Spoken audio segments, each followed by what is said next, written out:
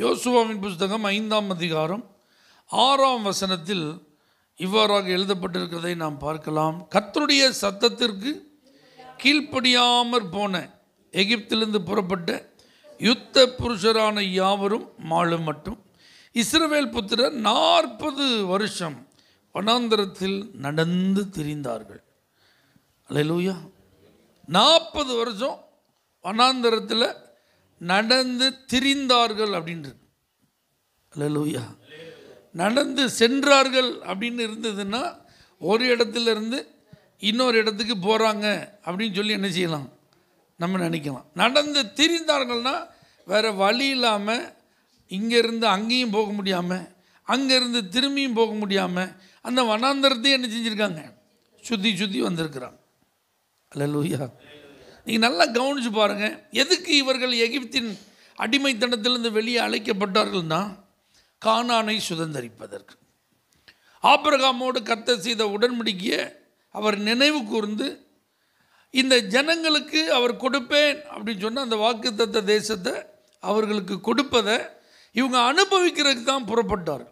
அப்போ ஒவ்வொரு நாள் பிரயாணமும் அந்த வாக்குத்தத்தத்தை நோக்கி, ஒவ்வொரு நாள் பிரயாணமும் அந்த உடன்படிக்கையின் ஆசீர்வாதத்தை நோக்கி, ஒவ்வொரு நாள் வாழ்க்கையும் கர்த்தர் கொடுக்க போகிற அந்த செழிப்பான தேசத்தை எதிர்நோக்கி. ஆனால் இவங்களுக்கு இப்போ அப்படி இல்லை. அல்லேலூயா. இவங்க ஒவ்வொரு நாளையும் சந்திப்பாங்க, ஆனால் இவங்களுக்கு என்ன கிடையாது, செழிப்பான தேசம் கிடையாது. ஒவ்வொரு நாளும் வனாந்தரத்தில் ட்ராவல் பண்ணுவாங்க, கானானுக்கு என்ன செய்ய முடியாது, போக முடியாது. ஒவ்வொரு நாளும் இவர்கள் அந்த வனாந்தரத்தில் அநேக காரியங்களை செய்வாங்க, ஆனால் இவங்களால் சுதந்திரிக்க முடியாது. இப்போ எப்படி இருக்கும் அவங்க மனநிலை யோசிச்சு பாருங்கள். அவங்க வாழ்க்கை எப்படி இருக்கும்? உண்மையிலே மனசில் அவங்களுக்கு திருப்தி இருக்குமா, நிம்மதி இருக்குமா, சந்தோஷம் இருக்குமா? கண்டிப்பாக இருக்கவே இருக்காது. நல்லா புரிஞ்சுக்கோங்க. நாமும் தினமும் ஒவ்வொரு நாளையும் சந்திக்கிறோம். நம்ம எல்லாருக்கும் ஒரு நிச்சயம் இருக்கிறது. ஆண்டவர் நமக்கு வைத்திருக்கிற நன்மைகளை நாம் சுதந்திரிக்க போகிறோம். நமக்காக ஆயத்தம் பண்ணப்பட்ட ஆசீர்வாதங்கள் நமக்காக என்ன செய்கிறது, காத்து கொண்டிருக்கிறது. அதை ஏற்ற வேலையிலே நாம் பெற்றுக்கொள்ள அதற்கு நேராக கர்த்தர் நம்ம என்ன செய்கிறார், வழி நடத்துகிறார். இது இந்த உலக வாழ்க்கையில். இந்த உலக வாழ்க்கைக்கு பிறகு நம்மை கர்த்தர் பரலோக ராஜ்யத்துக்கு என்ன செய்ய போகிறார், கொண்டு போக போகிறார். அப்போ அதற்கு முன்பாக இயேசு இந்த பூமியில் தம்முடைய மனவாட்டியை சேர்த்து கொள்ள என்ன செய்ய போகிறார், வரப்போகிறார். அப்போ அவருடைய வருகையை நான் எதிர்நோக்கி என்ன செஞ்சுட்டு இருக்கிறேன், வாழ்ந்து கொண்டிருக்கிறேன். அவருடைய வருகைக்காக ஒவ்வொரு நாளும் நான் காத்திருக்கிறேன். ஒவ்வொரு புதிய நாளை நான் சந்திக்கும் போது ஆண்டவருடைய வருகை இன்றைக்கு எனக்கு ஒரு நாள் என்ன செய்திருக்கிறது, சமீபித்திருக்கிறது என்கிற மகிழ்ச்சியோடு அவரை நான் பார்ப்பேன் என்கிற நம்பிக்கையோடு நம்ம நாட்களை என்ன செய்கிறோம், கடந்து வந்து கொண்டே இருக்கிறோம். இப்படி கடந்து வந்து கொண்டிருந்தால் நம்முடைய வாழ்க்கை அர்த்தமுள்ளது. ஆனால் ஒரு நாளை நாம் சந்தித்து அந்த நாளில் நாம் அடியெடுத்து வைக்கும்போது எனக்கெல்லாம் ஆண்டவர் என்ன தரப்போகிறாருன்னு தெரியல, இல்லை எனக்குன்னு இனிமே அது இல்லைன்னு ஆகிப்போச்சு, ஆண்டவர் உனக்கு அதை தரமாட்டேன்னு சொல்லிட்டாரு, நீ பரலோக ராஜ்யத்துக்கு இனிமேல் வர முடியாது அப்படிங்கிற ஒரு நிலைமை வந்துட்டு அப்படின்னு உங்களோட சூழ்நிலை என்ன செய்யுது, என்னை பார்த்துப்போம் பேசிகிட்டு இருக்கு. ஆனாலும் நான் ஒவ்வொரு நாளும் எந்திக்கிறேன், ஒவ்வொரு நாளும் ஒரு புதிய நாளை சந்திக்கிறேன்னா நம்ம எப்படி இருப்போம் யோசிச்சு பாருங்கள். நல்லா புரிஞ்சுக்கோங்க. நடை பிணத்தை போல் இருப்போம். உயிரோடு இருக்கிறவர்களாக இருந்தாலும் செத்தவங்க மாதிரி தான் என்ன செய்வோம், இருப்போம். அப்படி தான் யார் இருந்தா, இஸ்ரவேலர்கள் இருந்தால். ஆனால் நீங்கள் நல்லா கவனிங்க. அந்த வனாந்தரத்தில் 40 வருஷம் அவங்க அலைந்து திரிந்த போதிலும் பகலில் மேக ஸ்தம்பம் இருந்தது, இரவில் அக்கினி ஸ்தம்பம் இருந்தது. அந்த 40 ஆண்டுகள் வனாந்தரத்தில் அவர்கள் அலைந்து திரிந்த போதிலும் அவர்களுக்கு மன்னா தினந்தோறும் கொடுக்கப்பட்டது. அந்த வனாந்தரத்தில் அவர்கள் அலைந்து திரிந்த போது அவர்களுக்கு தாகத்திற்கு தண்ணீர் கொடுக்கப்பட்டது. அவர்களுடைய வஸ்திரம், அவர்களுடைய பாதரட்சை எல்லாம் பழசாகாமல் அப்படி தான் என்ன செஞ்சது, இருந்தது. ஆண்டவர் மோசேக்கு தன்னை வெளிப்படுத்தி கொண்டே இருந்தார். மோசேக்கு வெளிப்படுத்தப்பட்ட வார்த்தைகளை ஜனங்களோடு மோசே பேசிக்கொண்டே இருந்தார். இது எல்லாம் இருந்துச்சு. ஆனால் அல்டிமேட் டார்கெட்டை அவங்க ரீச் பண்ண முடியாது, அந்த கோல் அவங்க அச்சீவ் பண்ண முடியாது. எதுக்காக அவங்க வெளியே வந்தாங்களோ அந்த நோக்கம் என்ன செய்யாது, நிறைவேறாது. அப்போ எவ்வளோ பரிதாபம் பார்த்தீங்களா? அப்போ அதில் தான் நம்ம கவனம் செலுத்தணும். ஆலயம் இருக்கும், ஆராதனை இருக்கும், போதகர் இருப்பார், எல்லா தேவ பிரசனம்லாம் இருக்கும், கர்த்தருடைய வார்த்தை பிரசங்கிக்கப்படும், ஊழியங்கள் இருக்கும், ஊழியங்களில் பங்கு இருக்கும், ஜெபங்கள் இருக்கும், ஜெபத்திற்கான பதில்கள் எல்லாம் அப்பப்போ என்ன செய்யும், அவனுடைய கிருபையினால் அன்னன்னைக்கு கிடப்பதற்கு தேவையான கிருபைகளை அது பெற்றுத்தரும். ஆனால் பரலோகத்துக்கு போக முடியாதுன்னா எப்படி இருக்கும் யோசிச்சு பாருங்க.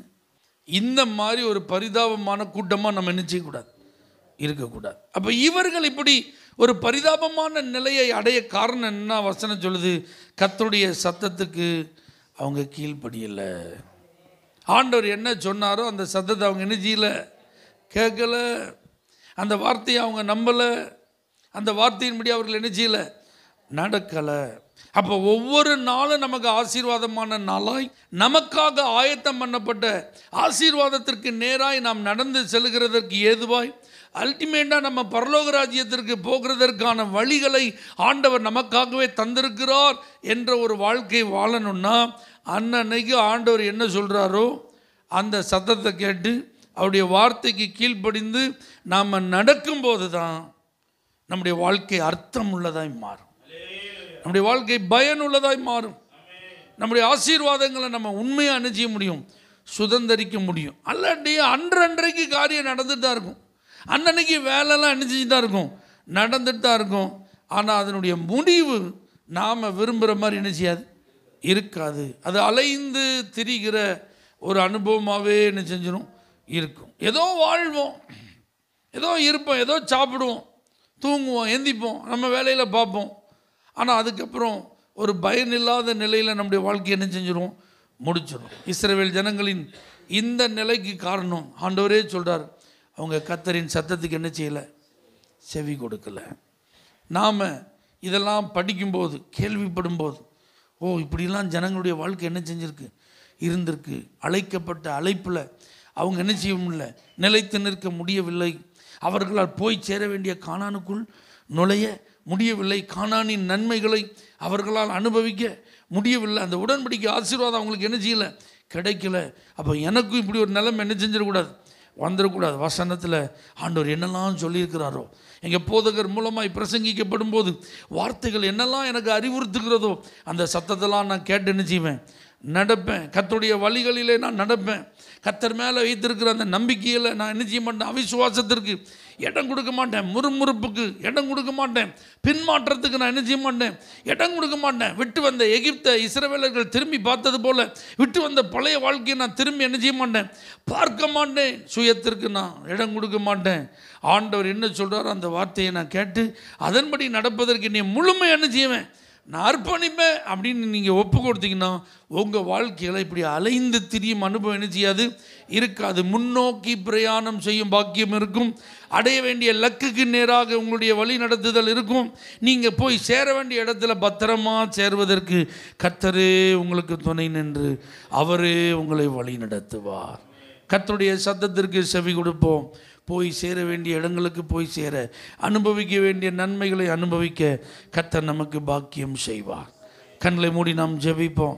ஆண்டவரே சொல்லுங்கள், ஆண்டவரே உங்கள் வார்த்தையை நாங்கள் கேட்டு அதன்படி நடக்கணும்ப்பா, உங்கள் சத்தத்துக்கு கீழ்ப்படியணும். ஆண்டவரே நாங்கள் ஒவ்வொரு நாளும் அனுபவிக்க வேண்டிய நன்மைகளை அனுபவிக்கணும்ப்பா, அடைய வேண்டிய அந்த ஆசீர்வாதத்தை நாங்கள் அடையணும். ஆண்டவரே நியமிக்கப்பட்ட அந்த லக்கை நாங்கள் அடையணும். ஆண்டவரே எங்களுடைய பிரயாணம் அலைந்து திரிகிறதா இருக்கக்கூடாது. ஆமென், அல்லேலூயா. சரியாய் போய் சேருகிறதா இருக்கணும். ஆண்டவரே இஸ்ரவேலர்களின் வாழ்வில் வந்த வீழ்ச்சியை போல எங்கள் வாழ்வில் வந்துவிடக்கூடாது. ஆண்டவரே கீழ்ப்படிந்து நடக்க, சத்தத்தை கேட்டு நடக்க எங்கள் எல்லாரையும் அர்ப்பணிக்கிறோம். இயேசுவின் நாமத்தில் பிதாவே, ஆமென். For prayer contact, Pastor J. Kumar, El Shaddai Ministries, 9500252586, Surandai.